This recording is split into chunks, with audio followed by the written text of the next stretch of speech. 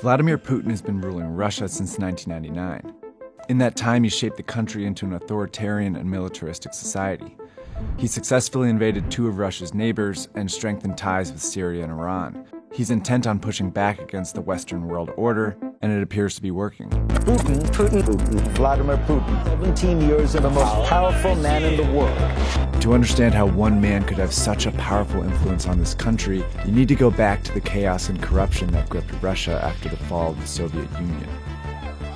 When the Berlin Wall fell, a 40-year-old Putin was working as an undercover spy in East Germany for the Soviet security agency, the KGB. The Soviet Union dissolved into 15 new countries, including the new Russian Federation. In Putin's eyes, Russia had just lost 2 million square miles of territory. He later called this a major geopolitical disaster of the century, lamenting that tens of millions of his compatriots found himself outside Russian territory.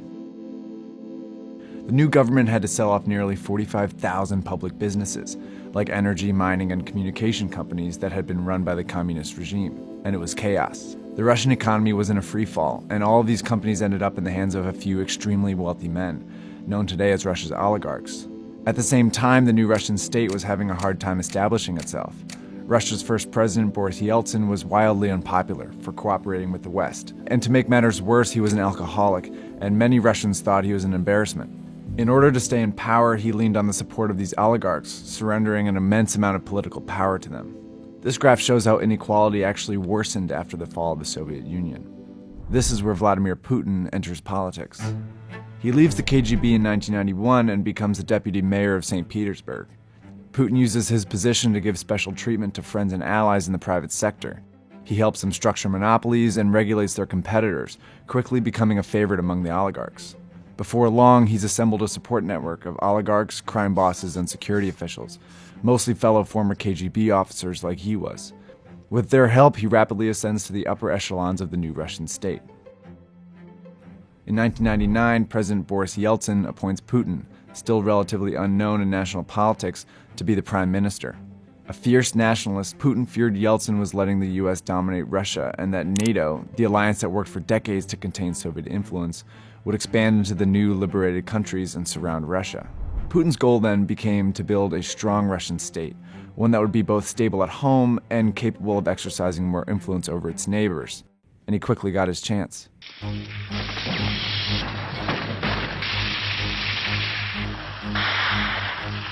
During the post-Soviet chaos, there was escalating violence in Chechnya, a region that had informally seceded from Russia in the mid-90s.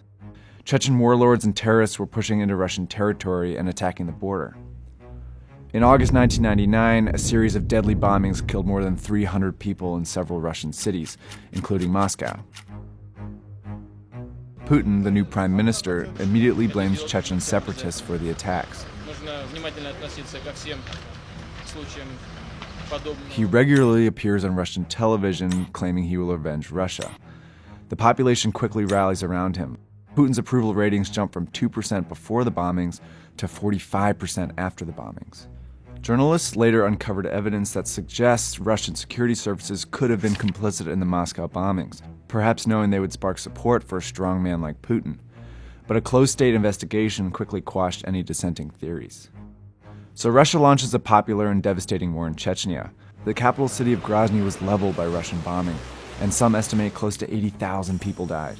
And in less than a year, Russia successfully brings Chechnya back under its control. In December 1999, Yeltsin suddenly resigns, making Putin the interim president. In May, during the bloody campaign in Chechnya, Putin wins the presidential election. He begins to shape the Russian state to his vision.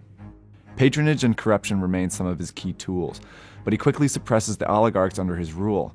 Those that support Putin are rewarded, those that don't are eliminated. Well, once Russia's richest man, imprisoned Kremlin critic and former oil magnate Mikhail Khodorkovsky was sentenced to 14 years in jail, this on a new conviction of embezzling oil. This is effectively a vendetta from Vladimir Putin for Khodorkovsky getting involved in opposition politics. With the oligarchy tamed, Putin was now free to move his vision outside of Russia's borders. At the time, relations with the US were fairly good. Putin even vacationed at George W. Bush's summer home. I looked the man in the eye. I found it to be very straightforward and trustworthy. But things were about to change. In August 2008, Russia invades Georgia, a former Soviet republic. It's a display of aggression and strength on behalf of pro-Russian separatists there. Russia quickly annexes 2 small parts of Georgia, drawing condemnation from all over the world. Interestingly, though, Putin was not president during the invasion. See, the Russian constitution says a president can only serve 2 consecutive terms, but sets no limit on the total number of terms one can serve. So Putin took the prime minister role again, when his hand-picked successor Dmitry Medvedev served as president. When Obama is elected U.S. president in 2008, he attempts to reset relations with Russia, and they make some progress, most notably to limit both countries' nuclear arsenals.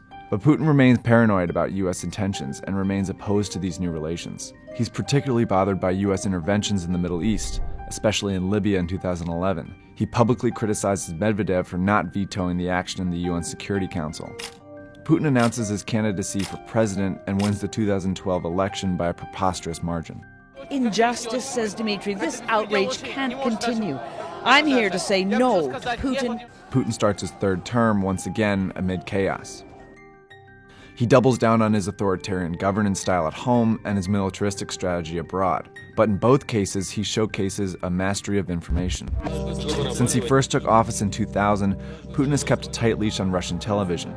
Essentially all news outlets are state-owned propaganda machines. His regime decides which stories air and how, always depicting him as the strong Russian leader. In 2012, he cracked down on human rights and civil liberties, making clear there was no room for dissent in his Russia. Using state television, for example, he administered a blistering campaign against a feminist and gay rights music group, Pussy Riot. The latest and the loudest such performance was the so-called punk prayer at the Christ the Savior Cathedral, where they were yelling things which were rather profane to be yelled in church. Of course, 3 members of punk group Pussy Riot were convicted and sentenced to 2 years in prison. Putin has also bolstered his aggressive foreign strategy. He's used traditional military methods, like sending weapons and fighter planes to help dictator Bashar al-Assad fight a bloody civil war in Syria. But Putin's regime has also developed and fostered the most effective cyber army in the world, and he's used it to wreak havoc in the West. These hackers have stolen classified US information, hacked politicians' email accounts, even shut down Georgia's internet while Russian troops invaded, and of course, they tried to sabotage Hillary Clinton's presidential campaign in 2016. Russian hackers have also launched propaganda campaigns in support of right-wing candidates in Europe. With this, Putin hopes to exploit and deepen the political divide in Western democracies. In 2014, the Putin vision culminated in the targeting of Ukraine, another former Soviet country. Ukraine's president was opening up to the West, and Putin feared he would join NATO. So Russian hackers launched a propaganda campaign against him, stoking protests in the pro-Russia eastern part of the country. He then sent in disguised Russian troops, and before long, violence erupts. In goes the Russian military, and in early 2014, Putin annexes Crimea. He continues to support the fighting in Ukraine, and as of 2017, over 9,000 people have died. The world erupts in protests, but Putin doesn't give in. See, his aggressive foreign policy successfully weakens his neighbors while also rallying Russians around him. But he has done all of this at the expense of his own people. His invasions have prompted harsh sanctions from the West, barring Russian businesses from trading in Western markets. Russian currency has plummeted in value, and the energy industry that Russia relies on is collapsing. It's hard to imagine Russia can continue under these circumstances. But the election of Donald Trump brings new hope for the Putin vision. Trump's rhetoric has been notably soft on Russia. He could lift sanctions and weaken NATO, potentially freeing up space for Putin's Russia to become a dominant power once again.